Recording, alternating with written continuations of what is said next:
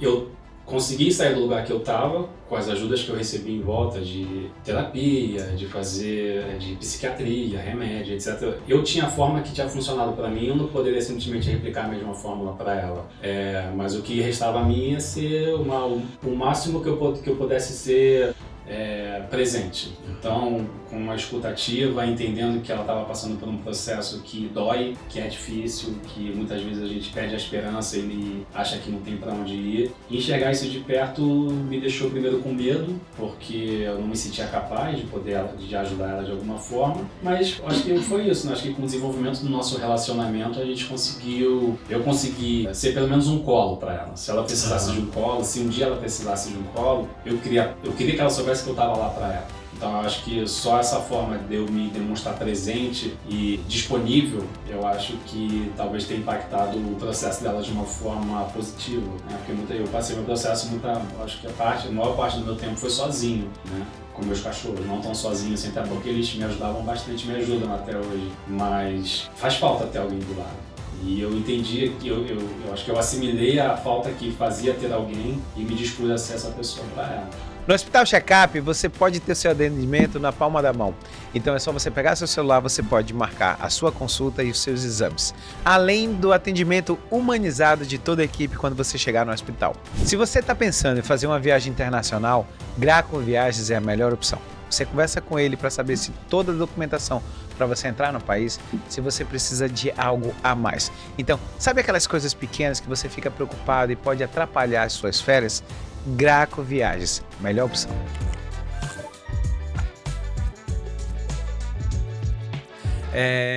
Olha só, a gente introduzir, na realidade, vocês são experientes publicitários, já passaram por grandes agências, de renome, desde o Rio, São Paulo, e hoje estão atuando ainda na área de direção. Como era a vida de vocês antes da publicidade, que eu acho que é interessante a gente falar sobre isso, porque toda vez que a gente fala sobre publicitário, principalmente para mim que é da área da saúde, assim, cara, é uma outra vida, uma outra vibe, a coisa é diferente. Em que momento vocês perceberam que algo não ia bem? Boa. Eu acho que falar da vida antes da publicidade dar grandes passos para trás para tentar lembrar como que era, né?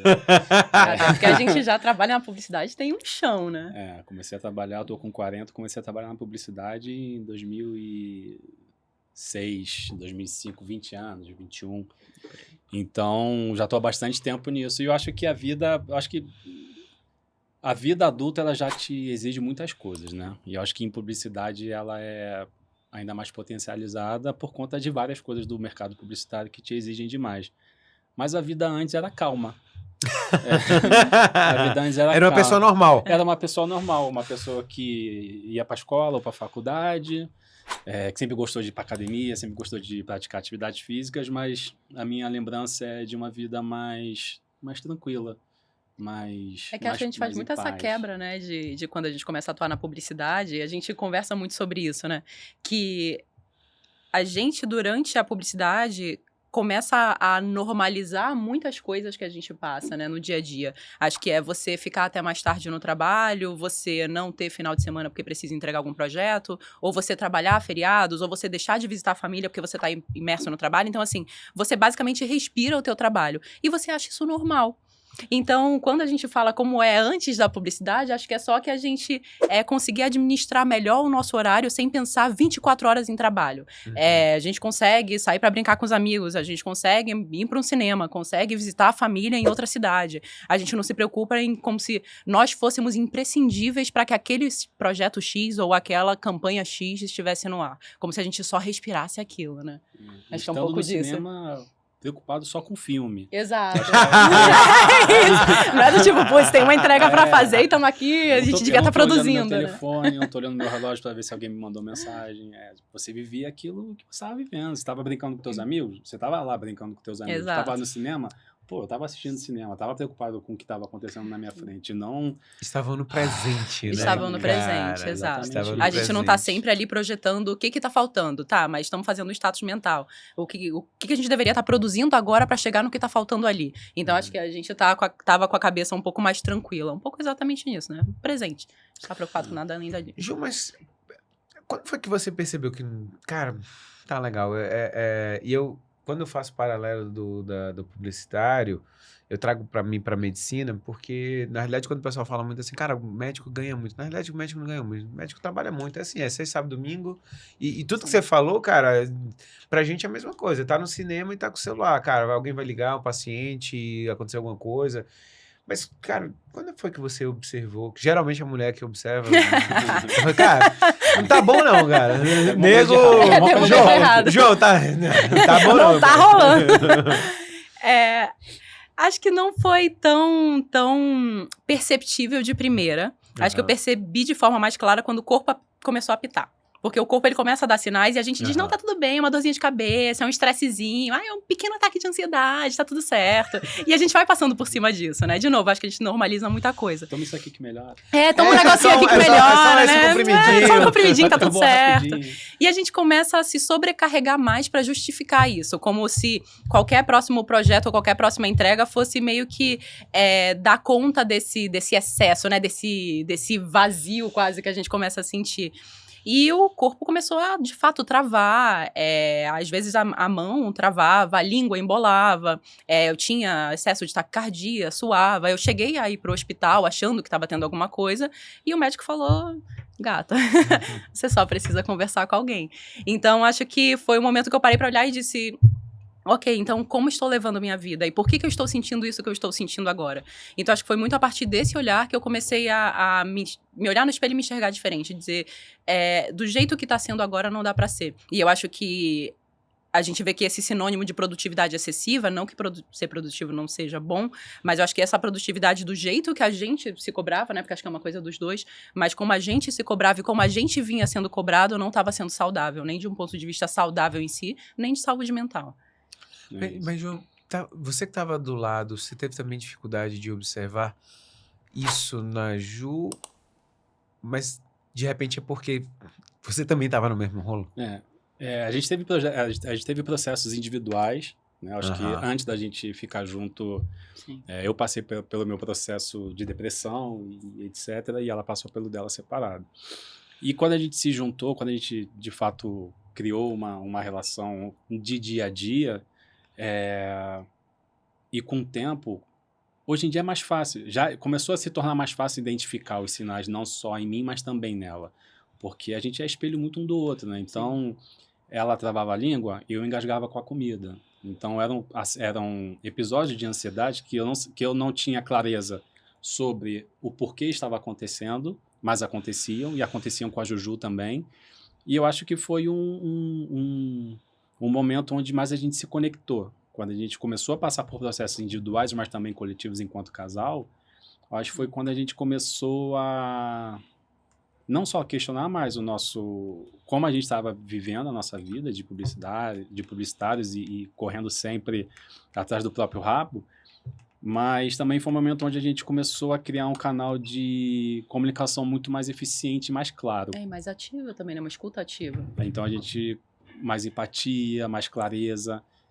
Eu lido as coisas de um jeito, ela lida dos outros, mas agora eu já entendo como ela lida e como ela entende como eu lido. Então, eu acho que foi um processo individual, como eu falei, mas também coletivo, e que ainda existe. Eu acho que a gente fala muito na nossa marca que a vida é um processo de cura, então acho que a gente está sempre se curando de coisas novas que acontecem e que a gente tem que assimilar. E eu acho que a gente tem uma parceria muito honesta nesse sentido, assim. Eu acho que a gente conversa bastante sobre causa e efeito e como é que a gente consegue ter dias melhores mesmo sendo difíceis em alguns casos. Normalmente a mulher ela tem um feeling maior para essas coisas de assim, quando começou a mudar, como é que você lidava começou a tentar lidar com a pressão, com a ansiedade? Porque, assim, eu vejo vocês, eu entendo muito, vamos dizer, minha esposa. Eu tenho o meu momento. O esporte, o triatlon é isso. É a fuga do dia a dia. Eu falo, cara, deixa a vida aqui, deixa o problema aqui, deixa eu viver aqui, e depois eu volto pro problema, que quando eu voltar, eu até brinco, nas últimas férias, quando eu voltei, a sensação é que todos os problemas estavam do lado da porta de casa. Opa, bom dia, seja bem-vindo. Estamos aqui lhe aguardando. Que bom te ter aqui. Mas, cara, eu desliguei 15 dias dele e falou, cara, vocês vão ficar aí? Fica aí. Como é que você começou a lidar com isso daí? Tinham coisas que você trazia para o casal para dizer assim, cara, vamos fazer isso porque eu vejo que a coisa funciona. Acho que no começo foi mais difícil, porque nós dois não entendíamos exatamente como lidar com as coisas, né? Então, o começo acho que a gente se atrapalhou um pouco mais, a gente tentava quase que controlar o que a gente não conseguia controlar. Incontrolável. Exato. Então, a gente se sobrecarregava com mais trabalho, cada um teve seus processos de fechamento, a gente se afastou até um pouco, né, para esses processos. Até a gente entender que não funcionava bem dessa forma e que, pelo contrário, a gente se afastava, que não era o que a gente queria. Então, a gente começou a olhar para a rotina até de um jeito diferente e dizer, tá, o que a gente gosta de fazer e o que conecta a gente, o que é gatilho para a gente se sentir da forma que a gente sente. E a gente começou a, acho que, mapear isso muito consciente / inconscientemente, né, mas juntos, e trazer, a gente gosta de treinar juntos e a gente sabe que ali é o momento que a gente consegue silenciar o que acontece à nossa volta e, putz, é o nosso momento. E a gente se divertia, tava treinando e falava um monte de bobeira, e às vezes fazia um exercício errado e tava ali zoando. Então, acho que era muito o lugar que a gente conseguia desconectar. Ou não, vamos aprender uma receita nova, a gente adora cozinhar. Então, vamos fazer um curso de gastronomia juntos? Vamos. Então, era muito que atividades que a gente consegue fazer, que não sejam só atividades de tela, mas atividades, assim, manuais, ou a gente, enquanto casal, que a gente consegue fazer pra se tirar um pouco desse lugar que é só, putz, se puxar pra baixo e tá muito ali, introspectivo, né? Claro, salva seus momentos, né? Mas a gente se unia muito nesse sentido de o que a gente conseguia encontrar de pontos em comum e atividades que a gente conseguia fazer enquanto casal. E juntos, é um hábito, né? É uma coisa que a gente tem que cuidar para manter ativo. Então, acho que esse exemplo é bom, né? De coisas que a gente procura fazer sempre em casal. Então, a gente fez um curso de gastronomia juntos. A gente faz questão de treinar juntos quando os treinos se encaixam. Porque é uma prática diária que é justamente o momento onde a gente consegue se conectar enquanto casal. Lógico que em várias outras situações no dia a dia, mas ali é o nosso momento. Então, eu acho que bom, até falando, que bom que a gente passou por isso juntos, porque trouxe muita coisa boa pra gente enquanto homem e mulher, né, enquanto casal. Então, esses momentos que a gente tem de fato conseguir estar presente, conseguir se desconectar do que está ao redor e ter ali o nosso momento de intimidade, e a gente conseguir treinar, e a gente rir, e a gente brincar, é difícil fazer isso. Porque o mundo te engole, e pra gente é sagrado a gente fazer esse tipo de prática. São os momentinhos que a gente fala, putz, esse aqui é nosso momento inegociável. Então, nem que seja sentar no sofá, abrir o sofá, botar todos os cachorros e pedir uns a delivery, mas é tipo assim, aquele é o nosso momento. Então, a gente faz isso junto. Você falou, João, que você passou primeiro e de repente você se viu ali junto com a Ju. Como é que vocês se apoiaram mutuamente? E assim, teoricamente você era um cara que já tinha uma expertise, porque você já tinha passado lá atrás. Como é que foi você, cara, enxergar o processo dela e ter até aquele déjà vu de falar assim, putz, cara, eu já passei por isso? Foi aterrorizante, né? Porque eu consegui sair do lugar que eu estava com as ajudas que eu recebi em volta de terapia, de psiquiatria, remédio, etc. Eu tinha a fórmula que tinha funcionado para mim, eu não poderia simplesmente replicar a mesma fórmula para ela. Mas o que restava a mim ia ser o máximo que eu pudesse ser presente. Então, com uma escuta ativa, entendendo que ela estava passando por um processo que dói, que é difícil, que muitas vezes a gente perde a esperança e acha que não tem para onde ir. Enxergar isso de perto me deixou primeiro com medo, porque eu não me sentia capaz de ajudar ela de alguma forma. Sim. Mas acho que foi isso, né? Acho que com o desenvolvimento do nosso relacionamento eu consegui ser pelo menos um colo para ela. Se ela precisasse de um colo, se um dia ela precisasse de um colo, eu queria que ela soubesse que eu estava lá para ela. Então eu acho que só essa forma de eu me demonstrar presente e disponível, eu acho que talvez tenha impactado o processo dela de uma forma positiva, né? Porque eu passei meu processo acho que a maior parte do meu tempo foi sozinho. né? Com meus cachorros, não tão sozinho assim, até porque eles me ajudavam bastante, me ajudam até hoje. Mas faz falta ter alguém do lado. E eu entendi, eu acho que eu assimilei a falta que fazia ter alguém e me dispus a ser essa pessoa para ela. É interessante essa parte do casal. A minha esposa teve já depressão e o mais difícil é porque, assim, você só pode estar do lado. Sim. Você não tem mais o que fazer. Não é uma doença, uma pedra na vesícula que eu vou lá e tiro a vesícula, não é uma pedra no rim que você tira a pedra no rim. É algo que você, pra gente que tá de fora, a gente se sente impotente, porque você não tem, né, não tem o que eu vá lá e arranque dali Sim. e tire e realmente eu conseguir organizar. E a gente tem que, exatamente, eu acho, cara, parabéns pra você da posição exatamente desse, de entender, de falar assim, cara, a única coisa que eu posso fazer é que eu tô do seu lado.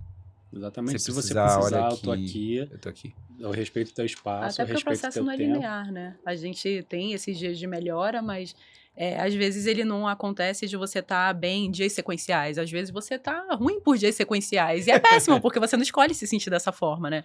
Você sabe que tem alguma coisa que te deixa pra baixo, você quer se sentir melhor, mas às vezes você nem encontra motivação pra levantar da cama. Então você se coloca nesse lugar. E às vezes a gente consegue equilibrar, né? Putz, eu tô muito mal, o João tá com a energia lá em cima, às vezes o João tá mais embaixo, eu tô com a energia lá em cima. Às vezes estão os dois com a energia lá embaixo.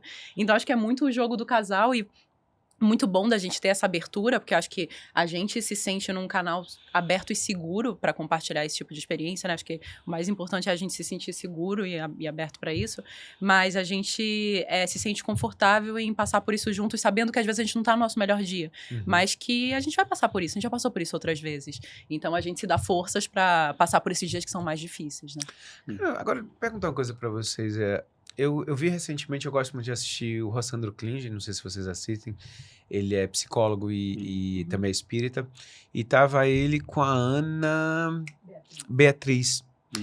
E ela falando exatamente quando me veio muito a história de vocês no processo de que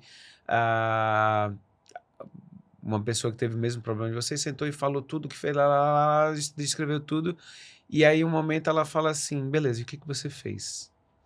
Porque o que você fez é isso que eu ia perguntar para vocês, porque a gente é tomado a estar tomando decisões e a gente está fazendo o que a gente quer. Mas uma hora que a ficha cai e a coisa você vê que não tá boa, existe a autorresponsabilidade, porque quem deixou a coisa acontecer foi a gente. Claro. Você tá entendendo? Não, pode ser porque, mas eu fui por isso porque eu ia ganhar mais, eu fui por isso porque o status para mim é maior, não fui por isso porque essa história de que, eu trabalho com o que amo e nunca vou trabalhar, vai trabalhar, e vai trabalhar muito, e vai ser o leso da história, porque você vai poder sofrer.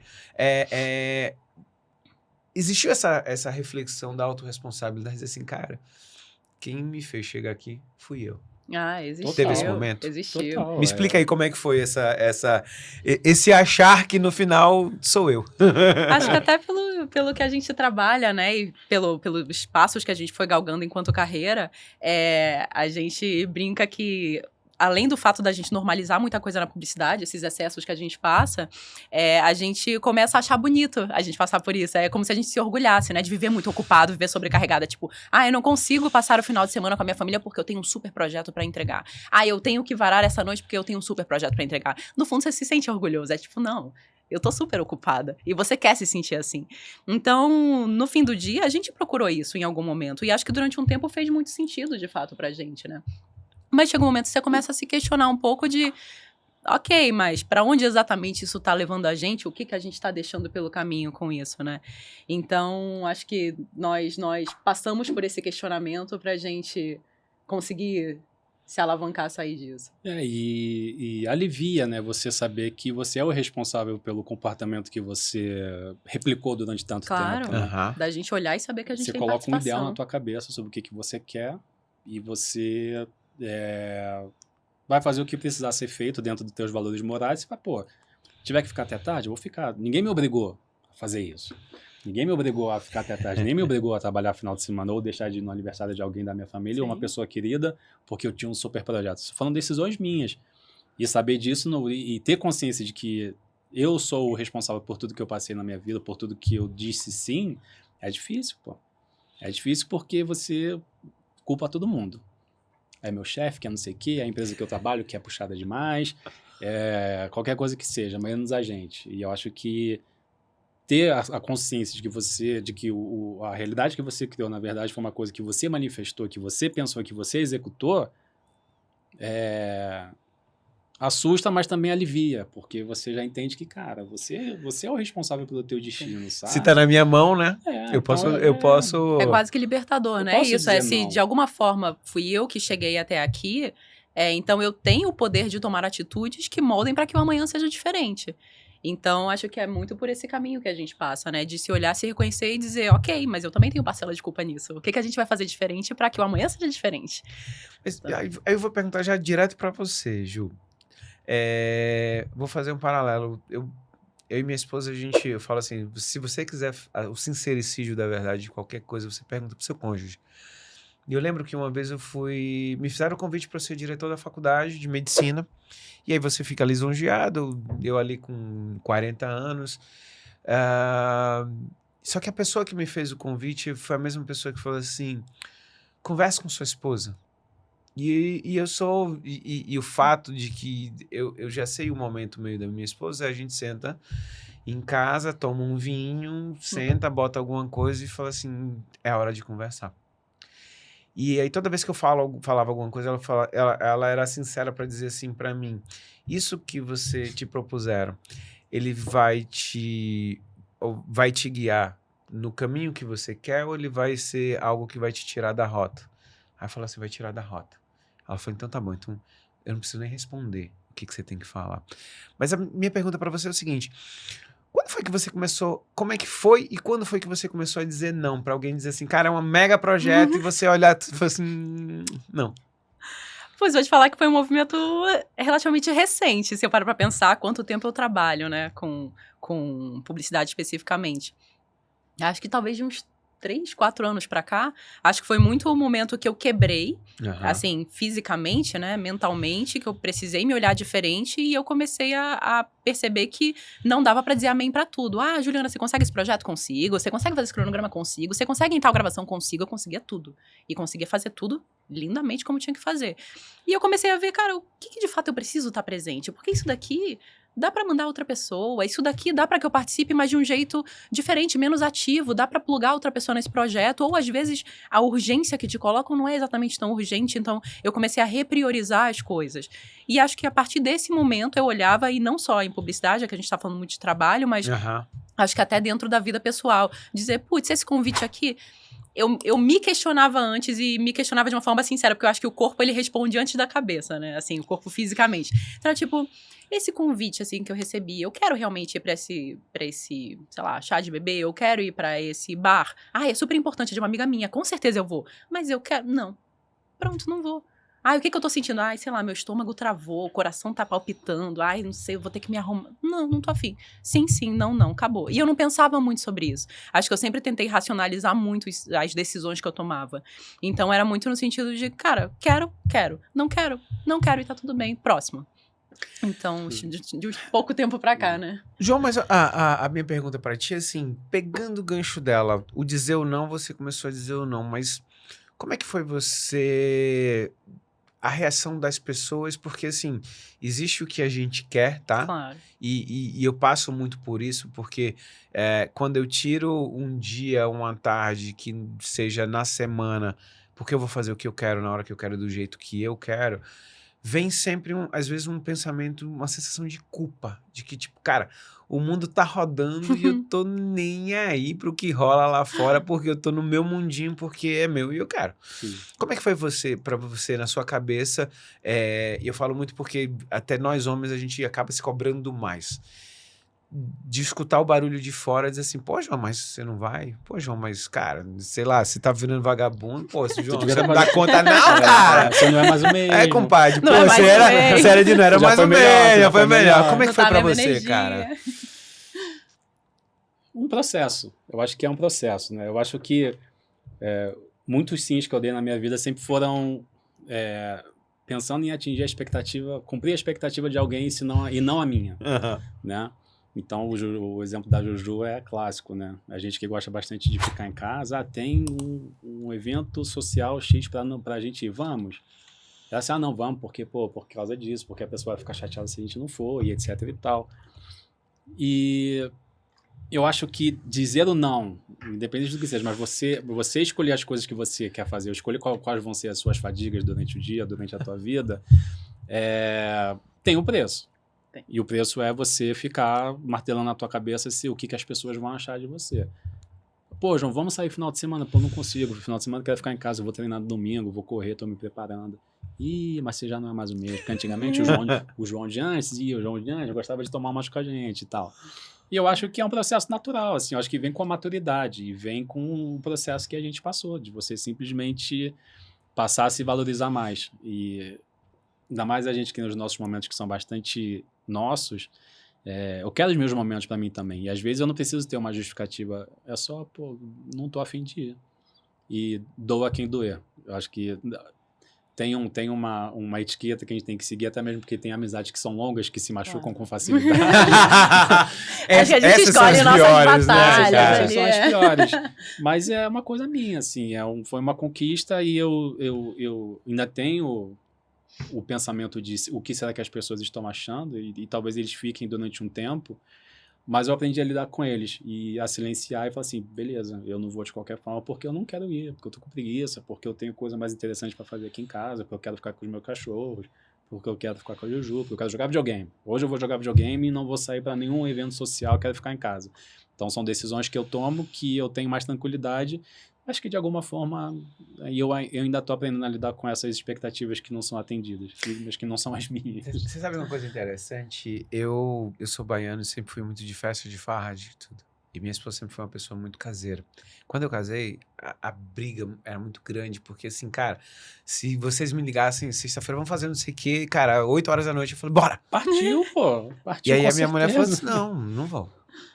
E aí ela, tanto que eu brincava porque ela, para fazer um pedido para ela estar em alguma coisa, o evento de vocês, você tem que ir no cartório, 3 vias, você tá entendendo? Tem que ter pelo menos uns 2 meses aí de antecipação, de preparo para ela poder ir.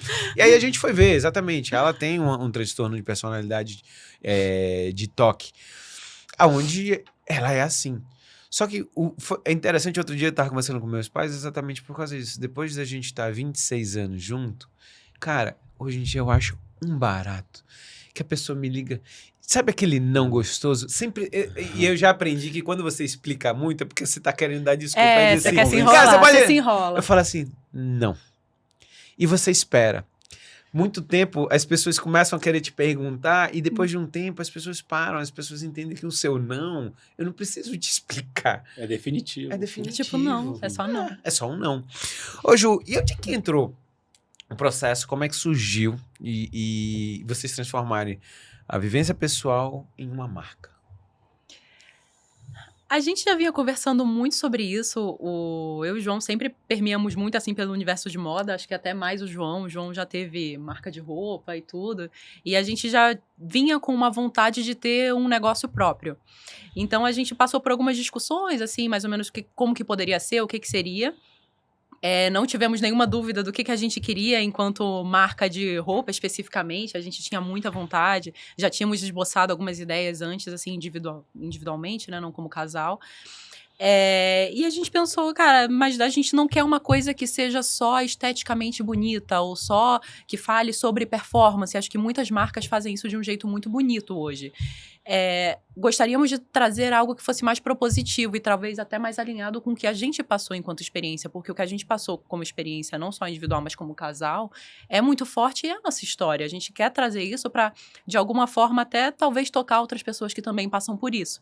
E aí veio o nome, na verdade, e veio a ideia de criar uma marca de roupas, mas que fosse mais propositiva, mais focada nesse momento de estar presente, do aqui, do agora, de presença, do movimento, mas do movimento como pausa também, de você valorizar os momentos de silêncio. E não foi um momento de, já sei, né? Eu tive uma grande ideia, um momento de epifania. Não foi uma coisa onde a gente sentou e discutiu sobre, tá bom, criar uma marca de roupa. Como que ela vai ser? Como que ela vai se chamar? Não foi bem assim.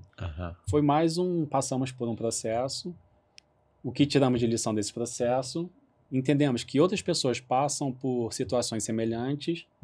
Como é que a gente consegue amplificar a nossa experiência positiva disso tudo de uma forma que as pessoas consigam se identificar? Pode parecer poético, mas foi exatamente assim. Foi uma coisa que veio até a gente. A vontade de ter marca já existe, eu já tive uma marca antes, eu sempre gostei de moda, sempre fui entusiasta de moda, só que ela veio, acho que veio de uma forma muito, talvez romântica, sabe? Ela só surgiu. Fluiu, né? Ah, ela fluiu, né? A coisa veio fluida, né? Um exemplo que eu uso para a Juju é o apartamento que a gente vai alugar.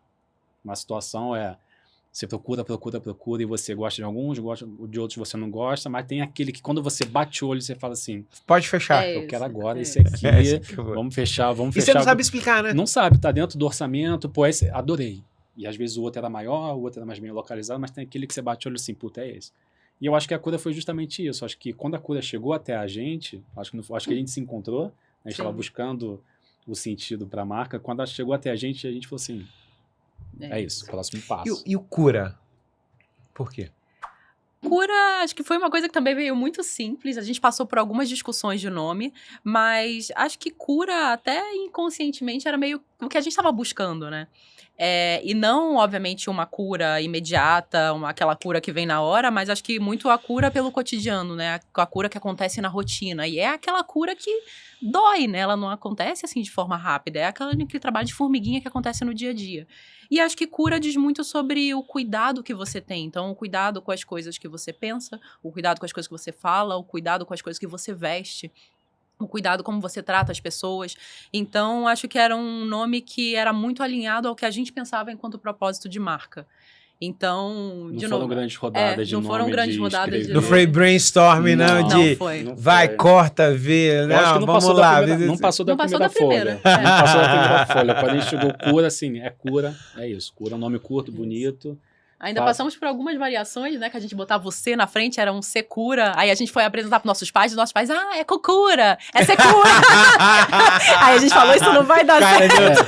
Vamos tirar os Vamos inventar, vamos deixar mais simples possível. Vamos deixar simples, acho que de novo, é alinhado com o que a gente quer, não deixar só cura. E aí ela veio, e ela tá aí, é o nosso filho de agora, ela está cuidando, alimentando, cuidando bem. Se for pensar, João, quando você vai falar da cura, assim... é uma marca que ela vem crescer diferente da grande maioria. E não só da dor, mas o nome, ele traz essa força do que vocês estão querendo. Mas assim, o que vocês querem comunicar? Porque são caixas diferentes. São caixas diferentes. Então, a caixa da comunicação, o que você quer comunicar? O que a cura quer comunicar com as pessoas? Presença, leveza, entender que tem dias e dias, e tem dias que você não vai conseguir dar o seu melhor, mas você dá 20% de um dia que o máximo que você consegue entregar é 20%, é ótimo, tá tudo bem, sabe? Então, pra gente, a cura é fazer com que as pessoas se sintam presentes, elas entenderem que existem dias e dias, que dias melhores virão, e eu acho que a gente consegue tangibilizar isso na marca, assim, a gente quer trazer as pessoas para perto, pro agora, com a bagagem do passado. A gente sempre nessa tendência de projetar o futuro, a gente quer afastar esses dois espaços e deixar a gente aqui no agora. Então a gente quer passar isso, quer trazer verdade, quer trazer pessoas reais, a gente quer trazer histórias reais, a nossa história é real, então acho que ela nasce de um lugar de muito amor e de muita vontade de fazer com que as coisas aconteçam. E a gente quer com que as pessoas se identifiquem com a gente também. Com a nossa marca, com a nossa história, feita de verdade, com o pé no chão, está começando agora, está entendendo como é que a gente vai, próxima peça que a gente vai fazer, tudo feito com carinho. E a gente quer criar esse não é um ecossistema, eu acho que é um espaço de sinceridade, de menos tempo de tela, mais tempo de presença.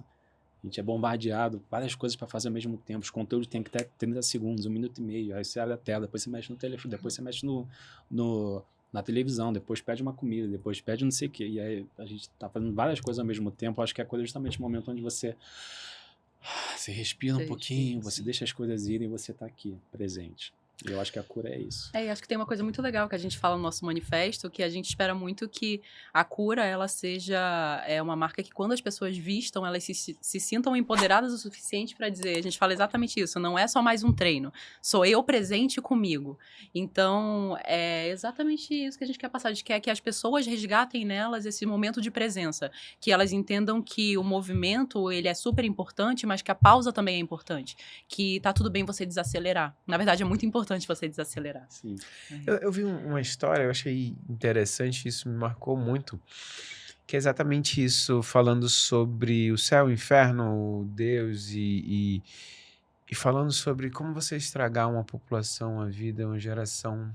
É o seguinte, coloca todo mundo no futuro, porque o futuro traz ansiedade imensa. E se você bota no passado ainda existe uma resiliência, porque de repente você tem um afago do passado. Mas ninguém tá no presente, né? A gente vive numa geração que não existe presença. Exatamente isso. Que projeta muito as coisas. Que projeta e que toda hora você tá... O próximo projeto é o próximo filho, é a próxima viagem. É sempre o próximo. E nunca é o tá aqui. Nunca é o tá aqui. E quando passa, você sente falta daquilo que você acha que viveu. Sim. Só que você nem tava lá. Mas você sente falta da mesma forma. É contraditório. Você sente falta de uma coisa que você não viveu. Você, quando eu era mais novo, era mais legal, porque, só que ali eu já tava pensando em como é que eu seria daqui a 5, 10, 15 anos. Que vontade de ter 18 anos e sair, morar sozinho e ser dono do próprio nariz. A gente morria de vontade, né? Sim. De crescer, de ser dono do próprio nariz, ter independência financeira. Acho que eu pensava muito isso. E aí a gente cresce e a gente pensa, óbvio que a gente curte muito as nossas fases, mas acho que é isso, a gente nunca, nem nunca, né? Um exercício que a gente fala muito, né? Um exercício diário, da gente se puxar e dizer, calma, você tá muito ali na frente, né? Volta. Então, respira, você tá aqui agora. É isso daqui que tá acontecendo agora. Não tem nada ali na frente pra você. Sabe o que me veio na cabeça? Eu passei um processo ano passado, esse ano, na realidade, a minha mãe, ela teve um câncer de rim, operou uma vez, depois teve que operar uma segunda vez. E voltou de novo, e esse ano operou a terceira vez.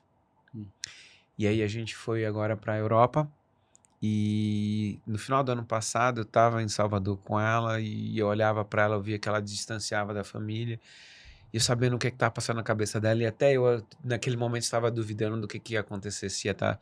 Meu pensamento é, será que nas próximas férias eu tô com ela?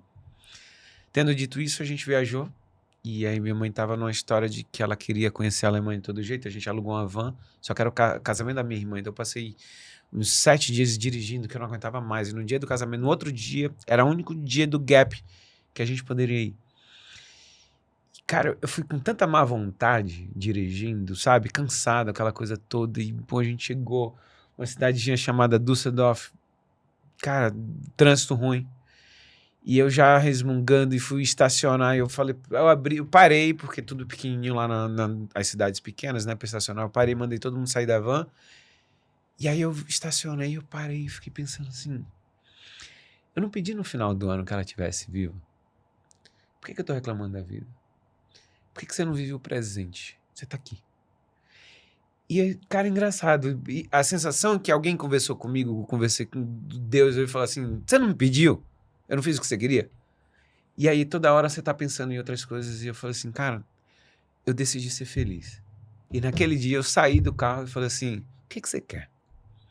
Ela falou, cara, eu queria comer alguma coisa num restaurante na frente do Rio Reno e que a gente fique ali. Aí eu cheguei lá, pedi um joelho de porco e falei assim, cara, eu tô feliz. E é sempre essa coisa, a gente sempre tá deixando as coisas, passar. Porque aí, hoje em dia, eu fico feliz do que a gente passou ali. Mas podia ter passado sem estar presente. Tá preocupado, tá reclamando da vida. Mas eu acho que, assim, cada um de vocês teve a sua história. E aí eu queria, do coração de vocês, assim, não só o pessoal que tá no mercado publicitário, porque a gente tá falando de vocês, mas o médico vive no mesmo estilo. Qual a mensagem depois que vocês passaram? Qual é a mensagem que você podia deixar para as pessoas que estão nos assistindo agora, que de repente não chegou nem assistiu todo, mas que aquele que assistiu, ele vai ter realmente um presente? Qual é a mensagem que você deixaria para quem está vivendo no futuro, como vocês viveram durante muito tempo? Aprecie o agora. Aprecie as pessoas que estão ao seu lado, o que você está fazendo. Também tem uma história com a minha mãe. Ela faleceu por conta de câncer. E na época eu não tinha a clareza que eu tenho hoje sobre as coisas.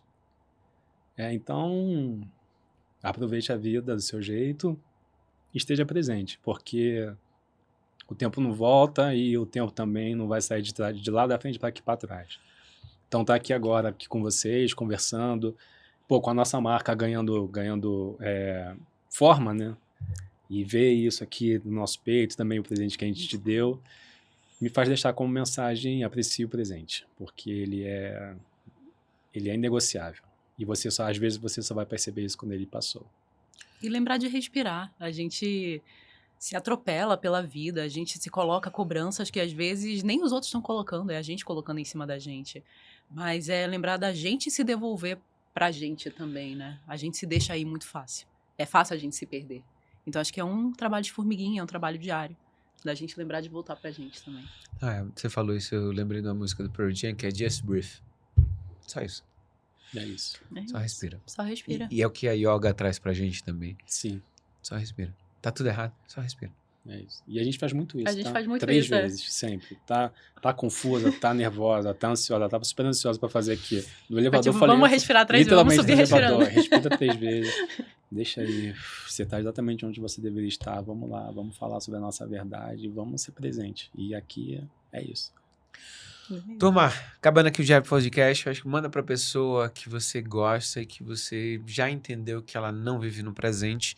E ela pode até ter começado a assistir, mas como ela é ansiosa, ela saiu do vídeo já. Então manda pra ela e fala pra ela ficar até o final, porque tem muito ouro nesse podcast. E não é só a história de vocês, eu acho que é a história da nossa geração. Sim. É uma geração que trabalhou muito e olhou pro futuro e a gente queria conquistar o mundo. Não conquistamos, não vamos conseguir.